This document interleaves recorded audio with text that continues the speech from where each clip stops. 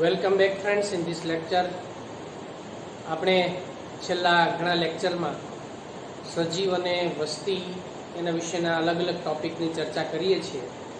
એમાં આપણે પોપ્યુલેશન એટલે વસ્તીના અલગ અલગ પ્રકારના જે કોઈ પણ દ્રષ્ટિકોણથી એના વિશેની અલગ અલગ બાબતો જે છે, જેમ કે વસ્તીની અંદરની વૃદ્ધિ હોય કે પછી એની અંદર એમાં વય આધારિત પિરામિડો હોય, બરાબર. આ બધા જ અલગ અલગ એંગલથી આપણે દરેકે દરેક ટોપિકની જે બધી ચર્ચાઓ જે છે એની અંદર આપણે કરતા આવ્યા છે. હવે એમાં આજના લેક્ચરની અંદર આપણે વસ્તી સંબંધિત એક નવો ટોપિક જે છે એના વિશેની ચર્ચા કરીએ, અને જેને આપણે કહીએ છીએ વસ્તી વૃદ્ધિ, બરાબર. પોપ્યુલેશન ગ્રોથ એટલે કે વસ્તી વૃદ્ધિ તરીકે ઓળખવામાં આવે છે. કુદરતની અંદર વસ્તી એ કોઈ પણ એક જ જાતિના સજીવોને જો આપણે ધ્યાનમાં લઈને વાત કરીએ તો એક જ જાતિના સજીવની અંદરની જે કોઈ પણ નિવાસસ્થાનની અંદર એની વસ્તી જે છે કાયમ રીતે સ્થિર તો નથી રહેતી અથવા તો સ્થાયી નથી હોતી. એમાં સમયાંતરે અલગ અલગ પ્રકારના જે કોઈ પણ વધઘટ જે છે એ આપણને વસ્તીની અંદર થતી રહેતી જોવા મળતી જ હોય છે. એટલે આપણે એની અંદર પણ એવું કહી શકાય છે કે કોઈ પણ જાતિના જે સજીવ છે એ કોઈ પણ જાતિના સજીવ માટે એનું જે કોઈ પણ વસ્તીનું જે કદ છે એ હંમેશા સ્થિર માપદંડ જે છે એ ધરાવતું હોતું નથી, બરાબર. એનો અર્થ શું થશે કે સમયાંતરે આપણે એની અંદર એવું પણ કહી શકાય છે કે સમયાંતરે તે સજીવની વસ્તીમાં, બરાબર, સમયાંતરે તે સજીવની વસ્તીમાં વધઘટ થતી રહે છે, બરાબર. એમાં વધઘટ થતી રહે છે. હવે પ્રશ્ન એ છે કે આ વધઘટ કોના પરિણામે થાય છે? કોઈ પણ સજીવની વસ્તી જે છે, એક જ જાતિના સજીવને આપણે ધારો કે એક નિવાસસ્થાન અથવા તો નિવસન તંત્રમાં આપણે એને ધ્યાનમાં લઈએ તો આ વસ્તીમાં વધઘટ કોના કારણે થાય? ઘણી એવી બાબતો છે કે જે સજીવના વધઘટ ઉપર અસર કરતી હોય છે, બરાબર. એમાં મુખ્ય 4 બાબતો છે. આ ઉપરાંત આપણે અમુક બાબતોની જો એની અંદર વાત કરીએ કે સજીવમાં વધઘટ કોના કારણે થાય છે, તો સૌથી પહેલી વસ્તુ આપણે વાત કરીએ કે ભાઈ સજીવ જે છે એ સજીવ એ પોતે ખોરાક અથવા તો એના શિકાર માટે એ આહાર માટે, બરાબર, એના માટે એકથી બીજી જગ્યાએ સ્થળાંતર થતો હોય, આહાર માટે એ સ્થળાંતરિત થાય, બરાબર. આ એક વસ્તુને આપણે ધ્યાનમાં લઈ શકાય. બીજું આપણે જો વાત કરીએ કે ભાઈ સજીવ જે છે પોતાના અલગ અલગ પ્રકારના જે રહેઠાણ માટે પણ પોતે એકથી બીજી જગ્યાએ એમાં રહેઠાણ માટે પણ એ જુદી જગ્યાએ સ્થળાંતરિત થતો જોવા મળતો હોય છે. આ ઉપરાંત જે કોઈ પણ સજીવ જે છે એ પ્રજનનની સાપેક્ષમાં, બરાબર, પ્રજનન માટે પણ એ સજીવ પોતે અનુકૂળ પરિસ્થિતિ ત્યાં ન હોય તો ત્યાંથી અન્ય જગ્યાએ પોતે સ્થળાંતરિત થઈ અને ત્યાં યોગ્ય પરિસ્થિતિ જે છે પ્રજનન માટે પણ એ પ્રાપ્ત કરી શકે છે, એની પ્રજનન ક્ષમતાની અંદર પણ એ વધારો કરી શકે છે. બીજું એટલે અહીંયા જે આપણે વાત કરી ભાઈ શિકાર માટે, આહાર માટે, એટલે પોષણ સંબંધિત બાબત છે, રહેઠાણ સંબંધિત બાબતો છે. આ સિવાય અન્ય સજીવોથી સ્વ બચાવ માટે, સ્વ બચાવ અથવા આપણે એને રક્ષણ તરીકે જો અહીંયા ધ્યાનમાં લઈએ તો એ સ્વ બચાવ કે રક્ષણ માટે પણ એ અન્ય જે કોઈ પણ જગ્યાએ, બરાબર, એ સ્થળાંતરિત થતો જોવા મળતો હોય છે. એટલે પોતાને બચાવવા માટે પણ એ બીજી જગ્યાએ સ્થળાંતરિત થતો હોય છે. તો એનો ત્યાં શિકાર ન થાય, બરાબર, અન્ય પ્રાણીઓ કે જે કોઈ પણ એમાંના સજીવો હોય એને નુકસાન ન પહોંચાડે એટલે પણ એ બીજી જગ્યાએ સ્થળાંતર થતું હોય છે. જેના પરિણામે ત્યાં એ નિવસન તંત્રની અંદર અથવા તો એ નિવાસસ્થાનની અંદર જે કોઈ પણ સજીવોની જે વસ્તી છે એ વસ્તીમાં આ કારણોસર એમાં સમયાંતરે આપણને વધઘટ થતી જોવા મળતી હોય છે.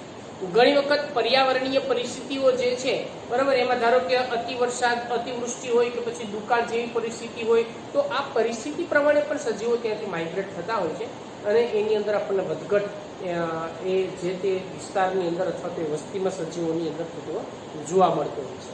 આ ઉપરાંત આપણે આ સજીવની અંદરની જે કોઈ પણ વધઘટ જે છે, વધઘટ શું, તમે એક વસ્તુ વિચારો, ધારો કે કોઈ એક વસ્તીની અંદર જે સજીવોની સંખ્યામાં વધારો કે ઘટાડો થયો એ શું બતાવે છે આપણને?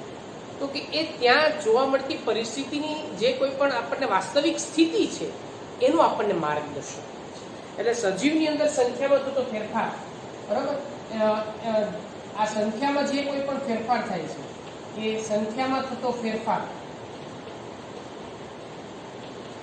કે જે નિવાસ સ્થાનની અંદર અથવા તો જે કોઈ પણ વસ્તીમાં આપણને ફેરફાર જે એ ત્યાં જોવા મળતી વસ્તી જે છે વસ્તીની સ્થિતિ સૂચવે છે કે ભાઈ એ વસ્તી જે છે એ ત્યાં સ્થિર છે કે નથી, બરાબર. એટલે જો ત્યાં સ્થિર ન હોય તેને સુરક્ષિત રાખવા માટે હવે આપણે શું કરશું, એની સંખ્યા ઉત્તરોત્તર ઘટતી જાય તો એને બચાવવા માટે આપણે ત્યાં આરક્ષિત કરવી પડશે. એટલે આવા બધા પગલાં એ પછીથી એમાં લેવામાં આવતા હોય છે. એટલે વધઘટની જે સ્થિતિ છે એને સમયાંતરેનું મૂલ્યાંકન પણ થવું જરૂરી છે, જેથી એ વિસ્તારની અંદર કઈ કઈ સજીવની જાતિઓની સંખ્યામાં ઘટાડો થાય છે તો આપણે એને સુરક્ષિત રાખવા માટે અથવા તો એનું સંરક્ષણ કરવા માટે એમાં યોગ્ય પગલાં જે છે એની અંદર લેવામાં આવતા હોય છે. હવે આ બધી જ વસ્તીની જે કોઈ પણ સંખ્યામાં બધામાં વધઘટ જે થતી રહેતી હોય છે એના માટે મુખ્યત્વે 4 બાબતોને અહીં આપણે મુખ્ય ગણાવી શકાય છે, બરાબર. જેના પર અથવા તો જેનો આધાર મુખ્ય 4 બાબતો પર છે. હવે આ 4 બાબતો કઈ કઈ છે એના વિશે એમાં આપણે ચર્ચા કરીએ. સૌથી પહેલી વસ્તુ જેને આપણે કહી શકાય એ સજીવનો જન્મદર, બરાબર. જન્મદર એનો જે કોઈ પણ એમાંનો બર્થ રેટ આપણે જેને નેટાલિટી તરીકે પણ ઓળખવામાં આવે છે, તેનો બર્થ રેટ શું છે, નેટાલિટી શું છે, તો એને આપણે જન્મદર તરીકે ઓળખીએ. જન્મદર એટલે શું, તો કે ભાઈ કોઈ પણ એકમ સમયમાં કોઈ એક ચોક્કસ વસ્તીની અંદર જે નવા સજીવો ઉમેરાય છે ને, ચોક્કસ સમયે વસ્તીની અંદર જે નવા સજીવો ઉમેરાય છે એ સજીવોની સંખ્યામાં જે વધારો થાય છે એને આપણે શું કહેવાય, એનો જન્મદરમાં થતો વધારો, બરાબર. એટલે એમાં ચોક્કસ સમય અથવા ચોક્કસ સમયાંતરે જે નવા સજીવ નો જે ઉમેરો થાય એને એનો જન્મદર કહેશો, બરાબર. બીજી બાબત જો એમાં ધ્યાનમાં લઈએ તો એ છે એવી જ રીતે મૃત્યુદર. તો અહીંયા મૃત્યુદરને પણ આપણે એ જ રીતે ધ્યાનમાં લઈ શકાય છે. હવે ચોક્કસ સમયાંતરે અહીંયા જે કોઈ પણ સજીવ, બરાબર, એ સજીવ મૃત્યુ પામે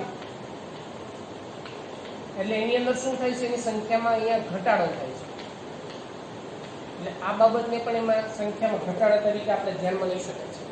બીજી આપણે એની અંદર અંતઃ સ્થળાંતરણને પણ ધ્યાનમાં લઈ શકાય છે. ત્રીજી બાબત જો આપણે વાત કરીએ એની અંદર તો એ છે અંતઃ સ્થળાંતરણ,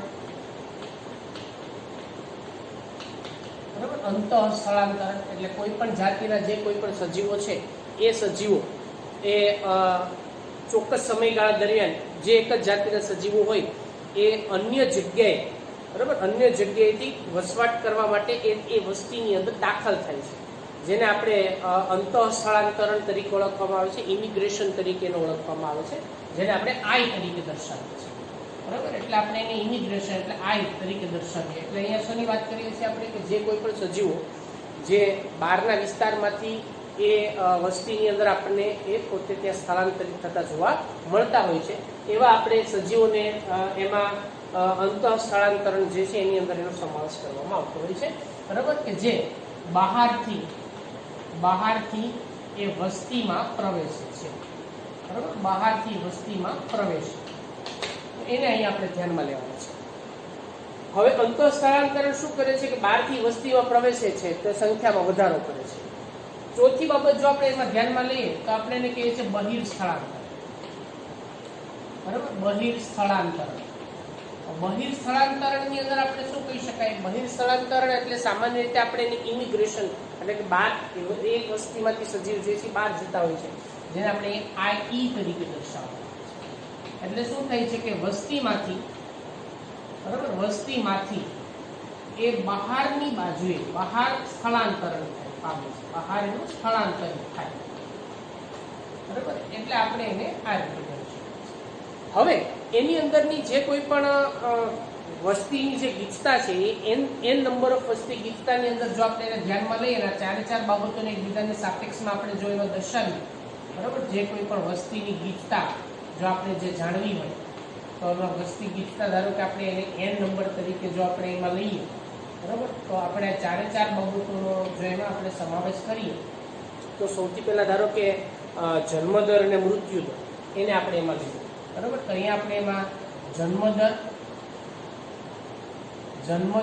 જેને આપણે અહીંયા બી તરીકે લઈએ, જે શું કરે છે તો કે વસ્તીમાં વૃદ્ધિ કરે છે, વસ્તી ગીચતામાં વધારો કરે છે, એટલે પ્લસની નિશાની વડે દર્શાવીએ. બીજો આપણે લઈએ એની અંદર મૃત્યુદર, બરાબર. મૃત્યુદર, તો મૃત્યુદરની અંદર શું થાય છે ભાઈ, તો કે વસ્તી ગીચતામાં ઘટાડો થાય છે, એટલે મૃત્યુદરની અંદરનો એરો આપણે એની બહારની બાજુએ વસ્તી ગીચતા અને બહારની બાજુએ આપણે દર્શાવીએ, કેમ કે ઘટાડો થાય છે એટલે આપણે એને માઇનસની નિશાની વડે દર્શાવીએ, બરાબર. અને આપણે પ્લસની નિશાની વડે દર્શાવીએ. એવી જ રીતે અંતઃસ્થળાંતરણને આપણે ધ્યાનમાં લઈએ તો એવી જ રીતે એમાં અંતઃસ્થળાંતરણ, બરાબર. અંતઃસ્થળાંતરણ જે છે એને આપણે આઈ વડે અહીંયા દર્શાવેલું છે. તો અંતઃસ્થળાંતરમાં શું થાય છે તો કે બહારથી પ્રવેશે છે, વસ્તીની ગીચતાનો વધારો કરે, તો અહીંયા પણ આપણે એને ધન તરીકે લઈએ છીએ. બહિર્સ્થળાંતરણ, એટલે બહિર્સ્થળાંતરણમાં શું થાય છે તો કે વસ્તી ગીચતામાં એનો બહાર જાય છે, એટલે બહારની બાજુએ સ્થળાંતરિત થાય છે. તો અહીંયા આપણે એવી રીતે એને આપણે બહિર્સ્થળાંતરણ તરીકે એમાં દર્શાવીએ છીએ, બરાબર, જેને આપણે ઈ વડે દર્શાવવામાં આવે છે. હવે અહીંયા આ રીતે આપણે એનું એક જે રેખીય નિરૂપણ જે છે એ રીતે આપણે એની અંદર કરી શકાય છે, બરાબર. હવે જો આપણે કેટલીક બાબતોની અંદર વૈજ્ઞાનિકો દ્વારા આ બધી ગીચતાને નક્કી કરવા માટે અમુક ગાણિતિક બાબતો જે છે એને પણ અહીંયા ધ્યાનમાં લેવામાં આવે છે, જેમાં અમુક મેથેમેટિકલ્સ, જેને આપણે બાયોસ્ટેટિસ્ટિક્સ અને બાયોમેથેમેટિક્સ પણ એમાં કહેવામાં આવે છે. એટલે બાયોસ્ટેટિસ્ટિકલ અમુક આંકડાઓ ને પણ અહીંયા એમાં ધ્યાનમાં લેવામાં આવતા હોય છે. ધારો કે આપણે એવું સમજીએ, ધારો કે ટી સમયે એ વસ્તીની ગીચતા જે છે, વસ્તી ગીચતા આપણે n હોય એવું આપણે એમાં લઈએ છીએ. હવે અમુક સમયગાળા પછી, એટલે કે ધારો કે હવે આપણે જોતો t+1 સમય, એટલે અમુક સમયગાળા પછી t+1, બરાબર. એ t+1 સમયે એની વસ્તી ગીચતા કેટલી સમયે એમાં જે વસ્તી ગીચતા છે એ વસ્તી ગીચતા એને જ્યારે આપણે માપવી હોય ત્યારે આપણે એની અંદર શું કરી શકાય, n t+1, બરાબર. n t+1, એટલે અહીંયા વસ્તી ગીચતા t+1 સમયે, તો એમાં આપણને કેટલી જોવા મળે, તો એના માટેનું જો આપણે ફોર્મ્યુલેશનની એમાં ચર્ચા કરીએ તો nt એની ફોર્મ્યુલા પ્લસ, હવે અહીંયા જેમાં ઉમેરો થાય ને એ બંને ભેગા રાખીને જેને બાદ થાય ને એ બંનેનો સરવાળાનો ઉમેરો જે થાય ને એનો સરવાળાનો આપણે તફાવત જે છે એની અંદર એ આપણે મેળવશું. ધારો કે તો કોનો ઉમેરો થાય છે ભાઈ, તો કે b અને i, તો અહીંયા આપણે b, બરાબર, b પ્લસ કેપિટલમાં ધારો કે આપણે લઈ લઈએ ભાઈ, અથવા તો તમે સ્મોલ લેટરમાં લઈ શકો. કેપિટલમાં ધારો કે આપણે એમાં જો લઈએ, અહીંયા b કેપિટલ લઈ લઈએ, અહીંયા એમાં મૃત્યુદરમાં d કેપિટલ લઈ લઈએ, બરાબર. તો અહીંયા b એટલે એનો ઉમેરો થાય છે, પ્લસ અહીંયા પણ ઉમેરો થાય છે, બરાબર, પ્લસ i. આનો તફાવત જેમાં ઘટાડો થાય છે કોના વચ્ચેનો, ઓકે, b પ્લસ e. આનું જો આપણે આ રીતે એમાં ગાણિતિક સ્વરૂપ જે છે એ એની અંદરથી નક્કી કરી શકાય છે. એટલે જ્યારે હવે તમે એક વસ્તુ વિચારો, બરાબર, કે જ્યારે b પ્લસ i, બરાબર, b પ્લસ i એટલે વસ્તીમાં શું થાય છે, વૃદ્ધિ થાય છે. એ જ્યારે કોના કરતા, b પ્લસ e કરતા, આ સ્થિતિ હોય, b plus i A d plus e કરતા જ્યારે વધારે હોય ત્યારે એની અંદર વસ્તીમાં શું થાય છે, વૃદ્ધિ થાય છે, બરાબર. ત્યારે સમજો, ત્યારે આ શું બતાવે છે, વસ્તી વૃદ્ધિ દર્શાવે છે, ત્યારે એમાં વસ્તીમાં વૃદ્ધિ થાય છે. જો આ સ્થિતિ બદલાઈ જાય, એટલે કે જ્યારે આ ઉમેરો જે છે એ ઘટાડા કરતા જ્યારે ઉમેરો ઓછો થાય ત્યારે વસ્તીમાં શું થાય છે, તો કે ઘટાડો થાય છે. એટલે આવી રીતે જન્મદર અને મૃત્યુદર ખાસ યાદ રાખજો, બરાબર. આપણે જે વાત કરીએ છીએ કે એમાં મુખ્યત્વે જન્મદર અને મૃત્યુદર એ વસ્તી ગીચતા ઉપર બરાબર. વસ્તી ગીચતા જે છે વસ્તી ગીચતાના મુખ્ય માપદંડ છે એવું આપણે કહી શકાય છે. એના મુખ્ય માપદંડ છે. બાકીના જે છે એ છે ખરા, પણ મુખ્ય માપદંડ આ બેને જ ગણવામાં આવતા હોય છે. એટલે વસ્તીમાં વૃદ્ધિ ક્યારે થાય તો કે જ્યારે અંતઃ સ્થળાંતર બરાબર અને જન્મ દર વધારે હોય ને ત્યારે વસ્તીમાં વૃદ્ધિ થાય, ત્યારે વસ્તી ગીચતા વધે. હવે જે સમયે બહિર સ્થળાંતરણ અથવા તો અને મૃત્યુ દર જ્યારે વધારે હોય બરાબર આ બંને, ત્યારે વસ્તીમાં શું થાય છે? ઘટાડો થાય છે, ગીચતામાં ઘટાડો થાય છે.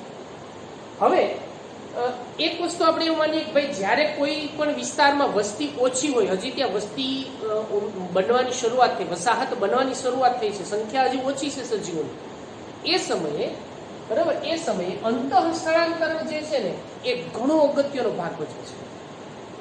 અંતઃ સ્થળાંતરણ ઘણો અગત્યનો ભાગ ભજવે છે. શેના માટે? તો કે વસ્તીની ગીચતામાં વધારો કરવા માટે. એટલે અચાનક આકસ્મિક રીતે જો ક્યાંયથી બહારથી ટોળું સજીવોનું આવીને ત્યાં વસવાટ કરવા માંડે તો એની અંદર આકસ્મિક રીતે વસ્તીમાં શું થયો છે? વધારો થયો છે.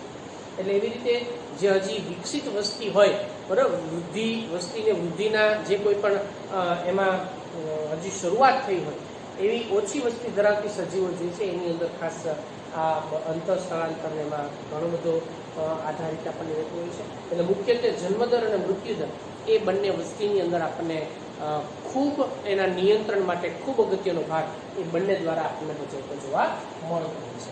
તો અહીંયા જે આપણે ચર્ચા કરી આ જે છે ફોર્મ્યુલા એ ખાસ યાદ રાખજો બરાબર. T+1 સમયે વસ્તીની ગીચતા કેટલી, તો એ મેળવવા માટેનો આ એક સૂત્ર જે છે તમારે યાદ રાખવાનું છે. ઓબ્જેક્ટિવ પ્રશ્ન માટે પણ આ ઘણી વખત પૂછાતું હોય છે બરાબર. એટલે આ સ્થિતિ જે છે એ વસ્તીની ગીચતામાં કેવી રીતે ફેરફાર કરતી હોય છે અને એના આધારે વસ્તી વૃદ્ધિમાં શું અસર થાય છે બરાબર, એના વિશેની આપણે અહીંયા ચર્ચા જે છે એ પૂરી કરીએ છીએ.